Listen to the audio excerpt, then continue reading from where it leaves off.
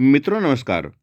बड़ी सोच का बड़ा जादू पुस्तक के अंतर्गत अब तक हम सफलतापूर्वक 4 लेसन पूरे कर चुके हैं। अब पुस्तक का 5वां लेसन रचनात्मक तरीके से कैसे सोचें और सपने देखें। मित्रों इसके अंतर्गत आज हमारा भाग नंबर 15वां है। तो आगे सुनिए। सबसे पहले तो रचनात्मक सोच को लेकर फैली एक गलतफहमी को दूर कर लें। न जाने क्यों विज्ञान, इंजीनियरिंग, साहित्य और कला को ही रचनात्मक काम माना जाता है। ज़्यादातर लोगों की नज़र में रचनात्मक सोच का अर्थ होता है कि बिजली या पोलियो वैक्सीन की खोज या उपन्यास लिखना या रंगीन टेलीविज़न का आविष्कार करना। निश्चित रूप से ये तमाम उपलब्धियां रचनात्मक सोच का परिणाम हैं। अंतरिक्ष को इंसान इसीलिए जीत पाया क्योंकि उसने रचनात्मक सोच का सहारा लिया। हमें यह बात समझ लेना चाहिए कि रचनात्मक सोच का संबंध केवल कुछ खास व्यवसायों से नहीं होता, न ही अति बुद्धिमान लोगों से इसका कोई विशेष संबंध होता है। फिर रचनात्मक सोच क्या है? कम आमदनी वाला परिवार अपने बच्चे को किसी मशहूर यूनिवर्सिटी में भेजने की योजना बनाता है, यह रचनात्मक सोच है। कोई परिवार अपने आसपास की बहुत बुरी जगह को सबसे सुंदर जगह में बदल देता है, यह रचनात्मक सोच है। कोई पादरी ऐसी योजना बनाता है जिससे रविवार की उपस्थिति दोगुनी हो जाती है, यह रचनात्मक सोच है। अगर आप रिकॉर्ड कीपिंग को आसान बनाने के तरीके ढूंढते हैं, असंभव ग्राहक को सामान बेचने के तरीके ढूंढते हैं, रचनात्मक रूप से बच्चों को व्यस्त रखते हैं, ऐसा उपाय करते हैं कि आपके कर्मचारी दिल लगाकर काम करें, या आप किसी निश्चित झगड़े को रोक लेते हैं, ये सभी व्यावहारिक जीवन में रचनात्मक सोच के उदाहरण हैं। रचनात्मक सोच का अर्थ है किसी भी काम को करने के नए सुधरे हुए तरीके खोजना। हर जगह सफलता इसी बात में छुपी होती है कि आप चीज़ों को बेहतर तरीके से करने के उपाय किस तरह खोजते हैं। फिर चाहे वह सफलता घर में हो, काम धंधे में हो या समाज में हो। आइए देखते हैं कि हम अपनी रचनात्मक सोच की योग्यता को किस तरह विकसित कर सकते हैं और इसकी आदत कैसे डाल सकते हैं। कदम 1, विश्वास करें कि काम किया जा सकता है। एक मूलभूत सत्य जान लें, किसी भी काम को करने के लिए पहले आपको यह विश्वास करना होगा कि इसे किया जा सकता है। एक बार आप यह सोच लें कि यह काम संभव है तो फिर आप उसे करने का तरीका भी सोच ही लेंगे। प्रशिक्षण दे प्रशिक्षण देते समय मैं रचनात्मक सोच के इस पहलू को समझाने के लिए अक्सर एक उदाहरण देता हूँ। मैं लोगों से पूछता हूँ, आप में से कितने लोगों को यह लगता है कि 30 साल बाद हम जेल विहीन समाज में रह रहे होंगे? हमेशा समूह के चेहरे पर हवाइयाँ उड़ती नजर आईं। उन्हें हमेशा यही लगा कि शायद उन्होंने गलत सुन लिया है या फिर मैं गंभीर किस्म का मजाक कर रहा हूँ। इसलिए थोड़ा ठहरने के बाद मैं फिर पूछता हूँ, आप में से कितने लोगों को यह लगता है कि 30 साल बाद हम जेल विहीन समाज में रह सकेंगे? एक बार यह पक्का हो जाने के बाद कि मैं मजाक नहीं कर रहा हूँ, कोई न कोई इस तरह की बात कहता है। आप ये कहना चाहते हैं कि 30 साल बाद सभी हत्यारे, चोर उचक्के और बलात्कारी जेल में बंद रहने के बजाय सड़कों पर खुलेआम घूमेंगे। आप जानते हैं इसका नतीजा क्या होगा? हम में से कोई भी सुरक्षित नहीं रह पाएगा। हमारे समाज का काम जेल के बिना नहीं चल सकता है। तभी दूसरे लोग भी बोलने लगते हैं, अगर जेलें न हो तो हमारी कानून व्यवस्था ठप हो जाएगी। कुछ लोग तो पैदाइशी अपराधी होते हैं। जितनी हैं, हमें उससे ज़्यादा जेलों की ज़रूरत है। क्या आपने आज सुबह के अखबार में हत्या की खबर पढ़ी थी? और लोग बोलते जाते हैं, एक के बाद एक अच्छे उदाहरण बताते हैं कि हमारे समाज में जेलों का होना क्यों ज़रूरी है। एक आदमी ने तो यहाँ तक सुझाव दिया कि हमारे समाज में जेलें इसलिए होना चाहिए ताकि पुलिस और जेल के संतरियों की नौकरी बची रह सके। मैं 10 मिनट तक लोगों को यह सिद्ध करने देता हूँ कि जेलों को समाप्त क्यों नहीं किया जाना चाहिए। इसके बाद मैं उनसे कहता हूँ, मैंने आपसे पूछा था कि जेलों को ख़त्म क्यों करना चाहिए। यह सवाल पूछने के पीछे मेरा एक खास मकसद था। आप में से हर एक ने मुझे यही तर्क दिए हैं कि जेलों को ख़त्म क्यों नहीं किया जाना चाहिए।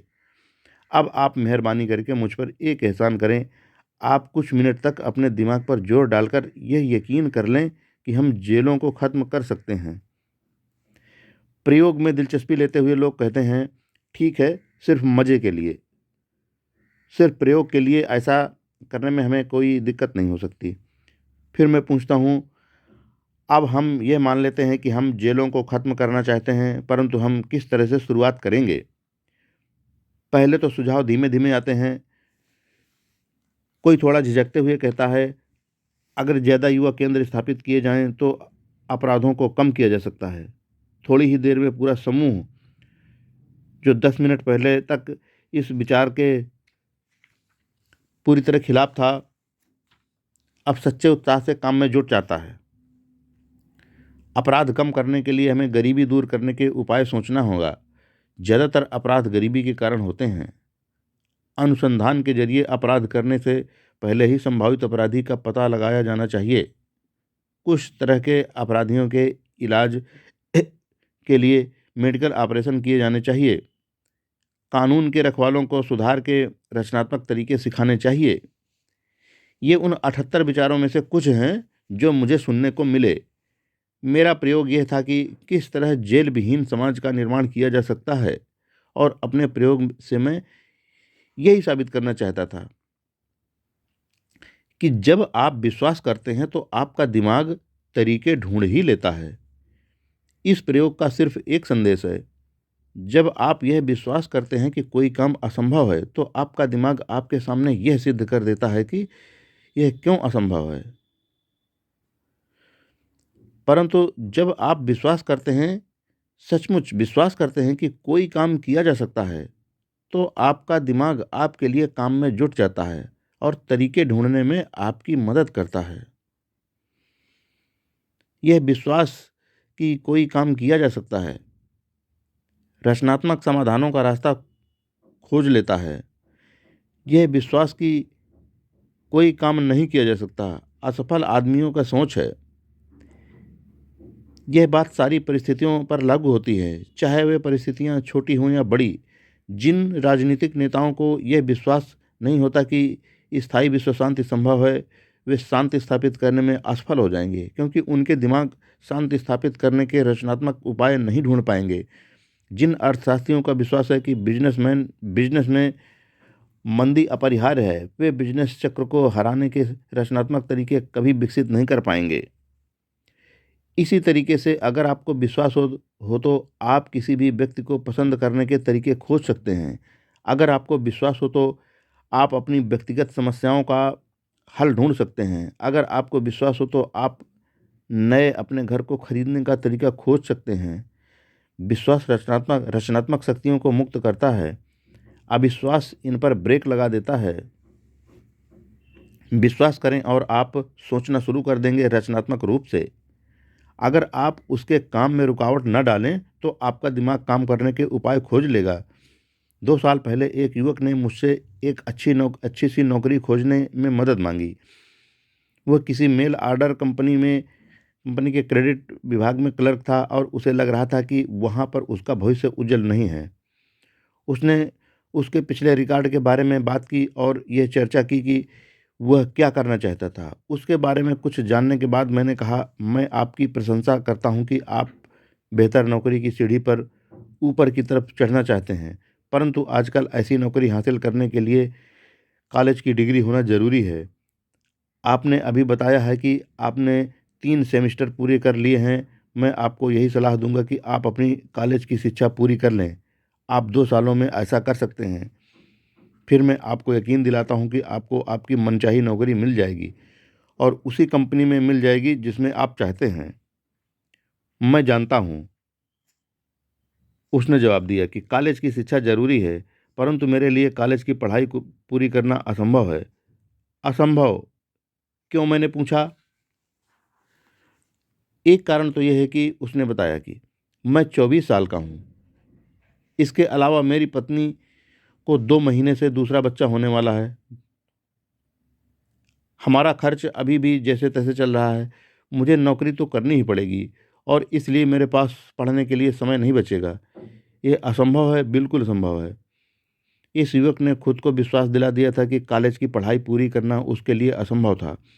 फिर मैंने उससे कहा, अगर तुम्हारा विश्वास है कि तुम्हारे लिए कॉलेज की पढ़ाई पूरी करना असंभव है तो यह सचमुच असंभव है, परंतु इसी तर्क से अगर तुम ये विश्वास कर लो कि तुम पढ़ाई पूरी कर सकते हो तो कोई न कोई रास्ता जरूर निकल आएगा। अब मैं चाहता हूं कि तुम यह करो, अपना मन बना लो कि तुम कॉलेज जा रहे हो। इस विचार को अपने सोच पर हावी हो जाने दो। फिर सोचो, सचमुच सोचो कि तुम ऐसा किस तरह कर सकते हो और अपने परिवार का खर्च चलाते हुए यह किस तरह संभव है। 2 सप्ताह बाद आना और मुझे बताना कि तुम्हारे दिमाग में किस तरह के विचार आए। मेरा युवा मित्र 2 सप्ताह बाद आया। मैं आपकी कही बातों पर मैंने आपकी कही बातों पर काफ़ी सोचा। उसने कहा, मैंने कॉलेज जाने का फैसला कर लिया है। हालांकि मैंने विस्तार से इस बारे में नहीं सोचा है, परंतु मुझे लगता है कि कोई न कोई रास्ता जरूर निकल आएगा। और रास्ता निकल आया। उसे ट्रेड एसोसिएशन की तरफ से स्कॉलरशिप मिल गई, जिससे उसके ट्यूशन फी, किताबों का और बाकी खर्च निकल गया। उसने अपनी नौकरी के समय को इस तरह से करवा लिया उसने अपनी नौकरी के समय को इस तरह से करवा लिया जिससे वह कक्षाओं में भाग ले सके।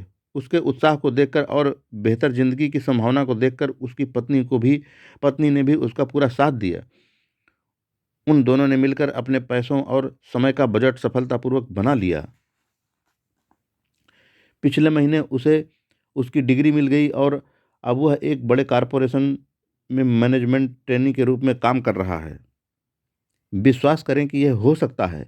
यह रचनात्मक सोच की पहली आवश्यकता है।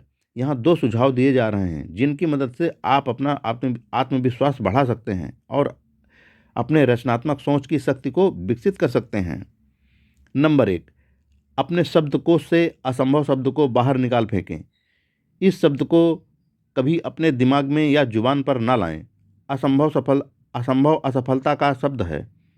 जब आप कहते हैं यह असंभव है तो आपके दिमाग में ऐसे विचार आ जाते हैं जो साबित कर देते हैं कि आप सही सोच रहे हैं। दूसरा नंबर, किसी ऐसे काम के बारे में सोचें जिसे आप पहले कभी करना चाहते हों, परंतु उस समय आपको यह असंभव लगा हो। अब ऐसे कारणों की सूची बनाएं कि ऐसा किस तरह संभव हो सकता है। हम में से कई लोग अपनी इच्छाओं को कोड़े मारते हैं और उन्हें हरा देते हैं क्योंकि पूरे समय हम यही सोचते रहते हैं कि हम कोई काम क्यों नहीं कर पाएंगे, जबकि हमें सोचना यह चाहिए कि हम कोई काम क्यों कर सकते हैं और किस तरह कर सकते हैं। हाल ही मैंने अखबार में यह पढ़ा कि ज़्यादातर राज्यों में काउंटियों की संख्या ज़रूरत से ज़्यादा है।